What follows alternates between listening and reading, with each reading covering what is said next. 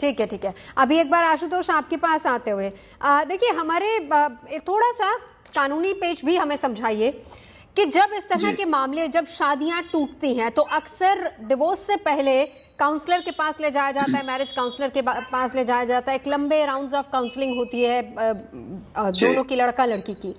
क्या ये जरूरी नहीं है अब की सोसाइटी में, समाज में, जहां हम देख रहे हैं बहुत सारे मामले सामने आ रहे हैं, प्री मैरिज काउंसलिंग का भी कंसेप्ट डाल देना चाहिए? जी, मैं बिल्कुल मानूं कि ये करना चाहिए।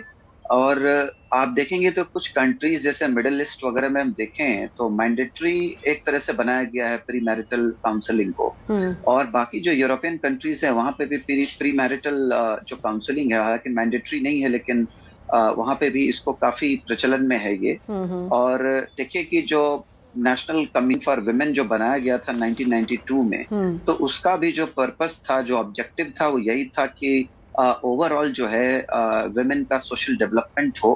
और इसके साथ साथ जो है जो कमीशन है वो गवर्नमेंट को टाइम टू टाइम जो एडवाइस भी दे कि इसमें क्या क्या बेटरमेंट किया जा सकता है। और अगर हम आज के वक्त में देखें तो कितने सारे डिवोर्स के केसेस हैं जो पेंडिंग हैं अलग अलग फैमिली कोर्ट्स में। आप अगर फैमिली कोर्ट में जाएं तो चलने के लिए जगह नहीं है, इतनी भीड़ है, इतने सारे केसेस चल रहे हैं। इसके अलावा अगर आप देखें तो डोमेस्टिक वायलेंस के कितने सारे केसेस चल रहे हैं। और जो हर तरीके का जो 498A जो पहले था, अभी सेक्शन 85, उसके कितने सारे FIRs किए हुए हैं, कितने सारे केसेस हैं।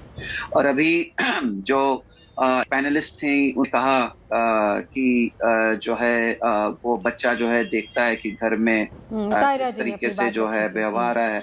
हाँ, तो वो ठीक है, व्यवहार देखिए दो तरफ से व्यवहार बात होती है। अभी हम देख रहे हैं कि कितने जो FIR हो रहे हैं, उसमें ऐसा नहीं है कि सिर्फ हस्बैंड के ऊपर केस किया जा रहा है या उनके फादर के ऊपर केस किया जा रहा है, बल्कि मदर के ऊपर भी किया जा रहा है, बहन के ऊपर किया जा रहा है, सिस्टर इन लॉ के ऊपर किया जा रहा है। ये तो सब महिलाएं हैं ना, तो इनके ऊपर भी केसेस हो रहे हैं और सबको कोर्ट में घसीटा जा रहा है। तो ऐसे ये मानना है, मैं नहीं कहता कि सारे केसेस गलत हैं, बहुत सारे जेन्युइन केसेस भी हैं, ऐसा हो भी रहा है, बट बहुत सारे केसेस ऐसे भी हैं जो फॉल्स हैं, जो सुप्रीम कोर्ट ने भी बोला कि ये गलत केसेस फाइल हो रहे हैं। तो इन सब से बचने के लिए मुझे लगता है कि अगर शुरुआत में ही बातों को अगर जरा क्लियर किया जाए, कम्युनिकेशंस बेटर किए जाएं और समझाए जाएं कि वैल्यू क्या है। शादी जो हो रही है, जो मैरिज है, दो जनों का नहीं है, इसमें दो फैमिलीज का जो है पूरी तरह से रोल है और उसको किस तरह से निभाना चाहिए, क्या वैल्यूज होने चाहिए दो के लिए, चाहे वो लड़का हो या लड़की हो, दोनों समझें इस बात को।